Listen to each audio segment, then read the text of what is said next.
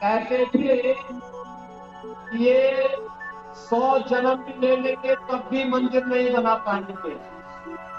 बोलते थे ना, एक कांग्रेस और इंडी गठबंधन वाले कहते थे ये नहीं हो पाएगा, लेकिन हम लोग तब भी बोलते थे कि रामलला हम आएंगे, स्वतंत्र राम दिखाएंगे मंदिर वहीं, रामलला हम आएंगे मंदिर वहीं। और जो कहा वो करके दिखा दिया ना, कोई संदेह है क्या? लेकिन इंडी गठबंधन वाले क्या कहते हैं? बहनों और भाइयों, दो बातें खतरनाक इनके मुंह से निकलती है। एक तो कहते हैं कि राम मंदिर अगर कांग्रेस गठबंधन की सरकार बनी तो फिर राम मंदिर को क्या करना है ये हम तय करेंगे। हमने कहा देखो, रामलला तुम्हें शिकायत छोड़ेंगे ही नहीं कि तुम दिल्ली पहुंच सको।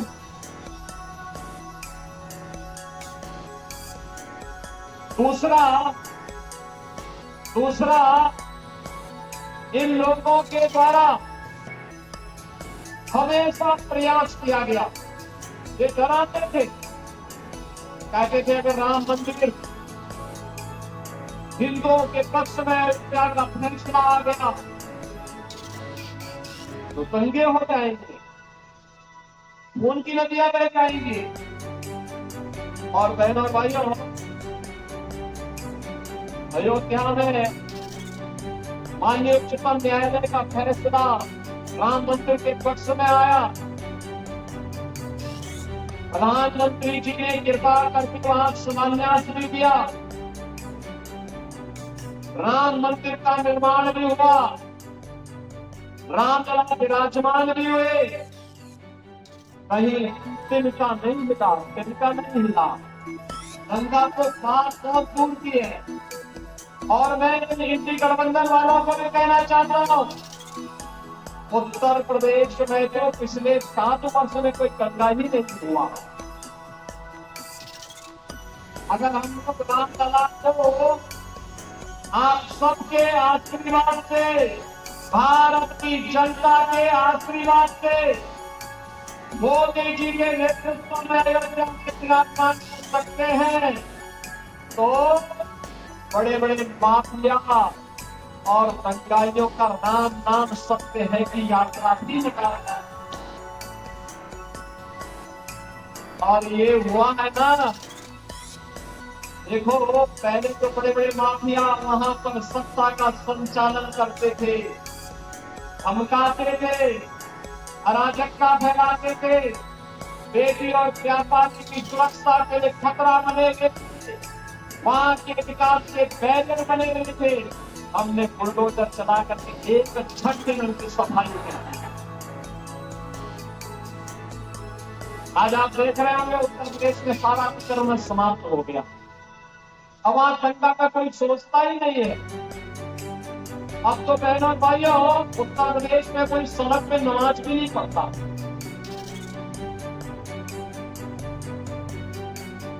अब वहां मस्जिदों के भी मालिक उतर गए। अगले 5 वर्ष में आप देखेंगे कि लोग भूल ही जाएंगे कि ये भी कोई चीज होती थी, कि चिल्लाहट होती थी, लोग परेशान होते थे, लोग भूल जाएंगे। बहनों और भाइयों, हमें अगर एक भारत श्रेष्ठ भारत बनाना है तो सबकी भावनाओं का सम्मान करना होगा, भारत के महापुरुषों को सम्मान देना होगा, भारत के देवी देवताओं को हर हाल में उनके प्रति आदर होगा, हर बेटी को पूरी सुरक्षा देना होगा, हर व्यापारी को संरक्षण देना होगा, हर युवा के हाथ रोजगार देना होगा, हर जेल पर खुशहाली लाना होगा। और यही तो छत्रपति शिवाजी महाराज का हिंदवी स्वराज का पाठ है। और यही काम तो मोदी जी करते हैं। इसलिए 10 वर्ष में भारत को देखा है। बहनों और भाइयों, ये नया भारत, इस भारत में दुनिया के अंदर भारत का सम्मान बढ़ा है, सीमाएं सुरक्षित है, आतंकवाद और नक्सलवाद पर लगाम कसा गया है। और आपने भी देखा है, आतंकवाद और नक्सलवाद को पूरी तरह नकेल कसाई गया है। लेकिन अगर कहीं पटाखा का थोड़ा सा जोर से आवाज हो जाए तो सबसे पहले पाकिस्तान सफाई देता है कि मेरा हाथ नहीं है, मेरा हाथ नहीं है, क्योंकि उसे मालूम है ये नया भारत है। छेड़ता नहीं, लेकिन कोई छेड़ता है तो छोड़ता भी। और कांग्रेस की सरकार के समय क्या होता था? आतंकवाद होता था, मुंबई विस्फोट हुए थे, कांग्रेस के लोग क्या कहते थे? यूपीए सरकार कहती थी आतंकवादी सीमा पार के। अरे सीमा पार के हैं तो आपकी मिसाइल कब के लिए है? जैसे मोदी जी ने एयर स्ट्राइक करके सीधे पाकिस्तान के अंदर घुस करके आतंकवाद को पूरी तरह तबाह किया। और अब तो आपने देखा होगा, ब्रिटेन के एक बड़े समाचार पत्र ने ये लिखा कि पाकिस्तान के अंदर पिछले 3 वर्ष के अंदर जितने बड़े दुर्दांत आतंकवादी थे वे एक एक करके मारे गए। और मारने वालों में भारत की एजेंसी का हाथ है।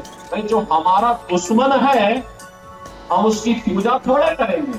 अरे कोई हमारे लोगों को मारेगा, कोई हमारे लोगों को मारेगा तो हम उसको पूजेंगे नहीं भाई, हम भी तो उसको वही करेंगे जिसका वो हकदार है, जिसका वो हकदार है। और वही हो रहा है। और अब तो पाकिस्तान को, पाक अधिकृत कश्मीर को बचाना मुश्किल हो रहा है। आप देखना, चुनाव के बाद मोदी जी को तीसरी बार प्रधानमंत्री बनने दीजिए, अगले 6 महीने के अंदर आप देखेंगे कि पाक अधिकृत कश्मीर भी भारत का हिस्सा हुआ है। इसके लिए हिम्मत चाहिए होती है, हिम्मत, दम हो तभी ये काम हो सकता है। एक कांग्रेस की तरह नहीं, कांग्रेस की तरह नहीं, इंडी गठबंधन के नेताओं की तरह, उनके घटक दलों की तरह नहीं कि हम आतंकवाद पर कुछ नहीं कर सकते क्योंकि ये तो पाकिस्तान से ही तो बोलते थे लोग। आज अगर वह कुछ करता है तो वो थोड़ी सी टेढ़ी नजरों से देखता क्या है, उससे पहले कि वो भारत की तरफ नजरें टेढ़ी करे उसकी नजरों को ही निकाल करके बाहर कर दिया जाता है। कहा जाता चुप, ये नहीं चलेगा। बहनों और भाइयों, ये नया भारत है, बिना रुके, बिना डिगे, बिना हटे, बिना डरे आज मोदी जी के नेतृत्व में विकास की जिस यात्रा को आगे बढ़ाना है आप सबके सामने।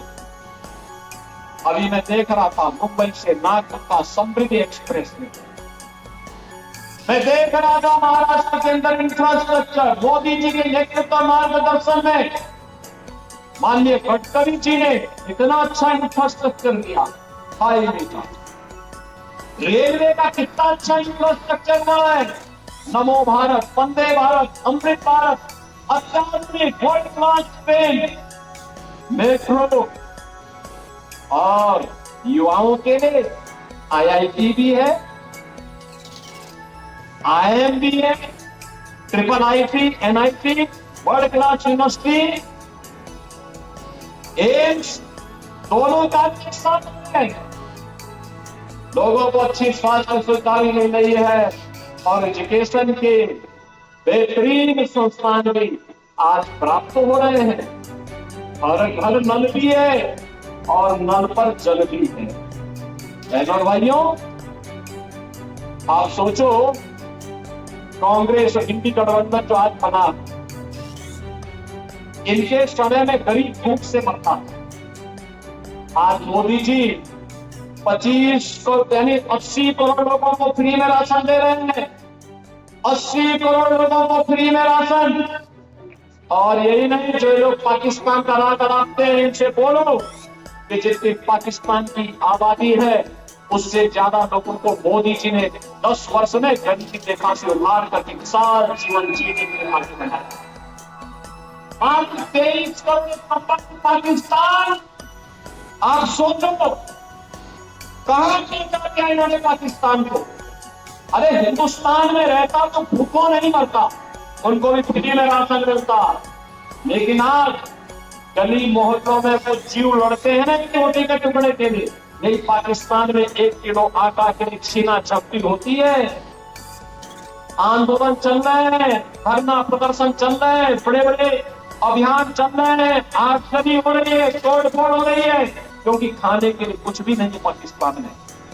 तो जो पाकिस्तान का राग अड़ाते हैं, इनसे बोलो कि जाओ पाकिस्तान में जाके भीख का कटोरा लेकर के भीख मांगो, हिंदुस्तान के भूषा को नहीं।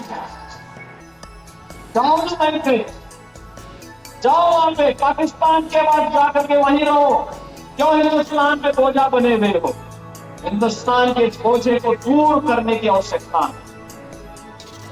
बहनों और भाइयों, 7 करोड़ लोग आयुष्मान भारत में 5 लाख स्वास्थ्य बीमा प्रतिवर्ष प्राप्त कर रहे हैं और गरीब का जनधन अकाउंट खुल गया है। 12 करोड़ घरों के लिए शौचालय बन गए हैं। 4 करोड़ गरीबों के मकान बन गए हैं। मोदी जी ने कहा है कि 70 वर्ष से ऊपर का हर सीनियर सिटीजन चुनाव के बाद प्रतिवर्ष 5 लाख रुपए की स्वास्थ्य बीमा का, आयुष्मान भारत की सुविधा का लाभ प्राप्त करेगा। जितने भी गरीब बचे हैं, जिनके पास अपना आवास नहीं है, उनको एक एक आवास मिलेगा। यहाँ पे तो सुरक्षा भी है, सम्मान भी है, यहाँ पे विकास भी है, गरीब कल्याण भी है और विरासत का भी सम्मान है। अयोध्या में रामलला का भव्य मंदिर भी बन गया है। काशी में काशी विश्वनाथ का मंदिर बन गया। याद करिए, महाराष्ट्र और उत्तर प्रदेश का संबंध तो ये चोली दामन का संबंध है, कोई अलग कर ही नहीं सकता। याद करिए, छत्रपति शिवाजी महाराज को जब छत्रपति बीमारी में सम्मानित करना था, उनका अभिषेक करना था, तो काशी के काका भट्ट मां पंडित ही आकर के इसका रस्म को पूरा करने में योगदान दिए। आप हमारे काशी में आइए, वहां मराठा घाट बनेगा, वहां पर महाराष्ट्र के राजाओं के द्वारा बनाए गए, भोसले के द्वारा बनाए गए बड़े बड़े घाट मिलेंगे। वहां पर मराठा समाज अलग से काम करता है, महाराष्ट्र समाज अलग से काम करता है। अलग अलग प्रकार के रीति रिवाजों का केंद्र बिंदु आज काशी बना हुआ। काशी में भगवान विश्वनाथ, हाँ आज आप देखिए क्या जगमगा रहा। और काशी के साथ अयोध्या, अयोध्या के बाद और मथुरा की तरफ हम आगे बढ़ रहे हैं। हमारे कृष्ण कन्हैया कहाँ चुप बैठने वाले हैं, वो तो पहले ही पहुंच चुके हैं। उन्होंने तो पहले ही कह दिया है, वो तो पहले ही इस बात घोषणा कर चुके हैं कि परित्राणाय साधूनां विनाशाय च दुष्कृताम्। उन्होंने पहले ही कह दिया है कि मैं सज्जनों का संरक्षण करूंगा और रामद्रोहियों का, राष्ट्र द्रोहियों का नाश करूंगा, उनको जीने नहीं दूंगा। और बहनों और भाइयों, आज नए भारत में सब आप देख रहे होंगे, जैसे जैसे चुनाव बीतते जा रहे हैं, 4 चरणों के चुनाव हो गए हैं और 4 चरणों के चुनाव का परिणाम आप देख रहे हैं। पूरे देश के अंदर उत्तर, दक्षिण, पूर्व, पश्चिम, मुझे अब तक 10 राज्यों में जाने का अवसर प्राप्त हुआ और देश में सबसे बड़ी आबादी का राज्य उत्तर प्रदेश है। बहनों और भाइयों, मैं कह सकता हूं वहां पे एक ही आवाज है, करोड़ से एक ही आवाज, एक ही नारा पूछता है और वो पूछता है कि फिर एक बार लेकिन एक बार अब की बार 400 पार के नारे से ये कांग्रेस है, उद्धव ठाकरे है, शरद पवार जी है, लालू जी है, अखिलेश यादव है, इन सबको अपने पैरों के नीचे की जमीन खिसकती हुई दिखाई दे रही है। कहते क्या होगा 400 ही में तो क्या होगा। फिर पूछते हैं जनता से, पूछते हैं 400 पार कैसे पाएंगे, तो जनता जनार्दन कहते हैं कि देखो जो राम को लाए हैं हम, जो राम को लाए हैं और राम को मोदी जी लाए। मोदी जी अयोध्या में विराजमान कराया। और मैं भाई इसलिए कह सकता हूं, इस चुनाव में कुछ मत देखिए, मोदी जी ने विकास कराया है, सुरक्षा दी है, सम्मान दिया है, गरीब कल्याण किया है। अब ये चुनाव जैसे जैसे कांग्रेस के नेताओं के बयान आ रहे हैं, जैसे जैसे उनके साथ सहयोगी दलों के बयान आ रहे हैं, वैसे वैसे चुनाव राम भक्तों और राम द्रोहियों के बीच में अब सिमटता जाना। और इसलिए हमें तय करना है, देश के अंदर राम भक्त राज करेगा या राम द्रोही फिर से आएगा। और एक बात और पूरे देश के अंदर चल रही है, राम भक्त ही राज करेगा दिल्ली के सिंहासन पर, यह भी गूंज रहा है पूरे देश के अंदर। और मोदी जी ठहरे राम भक्त। अभी आपने देखा होगा, पहले प्रधानमंत्री है मोदी जी, जिन्होंने अयोध्या में जाकर रामलला के मंदिर का शिलान्यास किया। लोग कहते थे अरे ये सब नहीं होने देगा, प्रधानमंत्री को क्या शोभा देता। अरे मोदी जी ने कहा क्या बात करते हुए, राम हमारे पूर्वज थे, हमारी विरासत है, भारत की आदर्श है, कैसी बात करते हैं। अयोध्या में राम मंदिर के निर्माण के लिए मैं क्यों नहीं जाऊं। मोदी जी गए, उद्घाटन में मोदी जी गए, 11 दिन का अनुष्ठान रखे और अयोध्या में भगवान राम का भव्य मंदिर का निर्माण।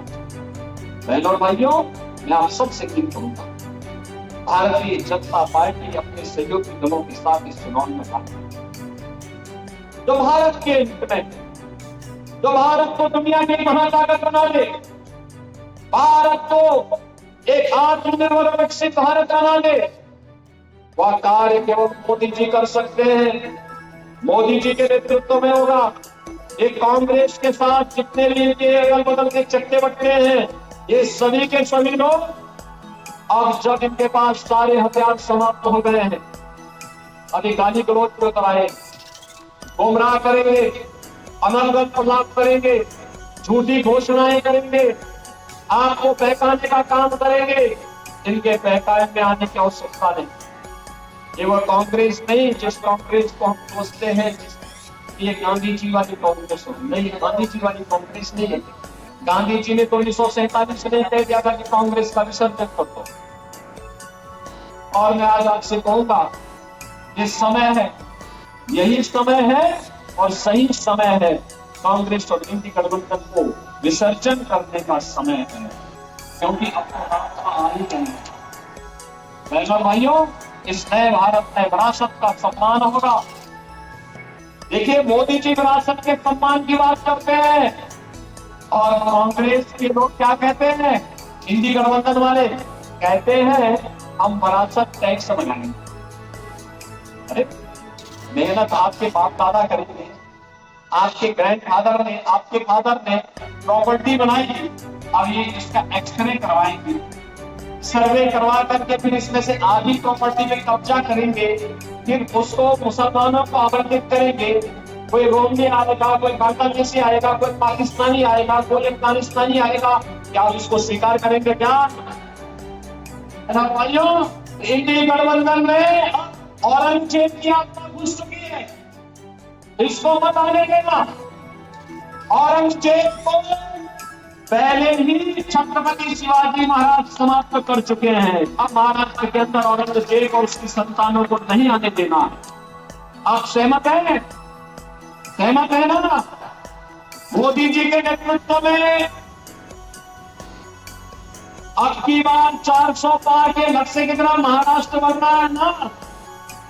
पाल भर किसके जीतेंगे, भारी बहुमत से जीतेंगे, आप जिताएंगे। सहमत है? लेकिन बहनों और भाइयों, आज चुनाव प्रचार का अंतिम दिन है, कल एक दिन बचेगा। घर घर आप जाएंगे, घर घर जाकर के हेमंत सावड़ा जी के लिए कमल चुनाव चिन्ह पर वोट मांगेंगे, मांगेंगे। सभी लोग सहमत हैं? मोदी जी का प्रतिनिधि बन करके सभी लोग जाएंगे ना? तो फिर मेरे साथ आप बोलेंगे, सभी लोग बोलेंगे, भारत माता की, भारत माता की, भारत माता की, छत्रपति शिवाजी महाराज की, छत्रपति शिवाजी महाराज की जय श्री राम, जय श्री राम।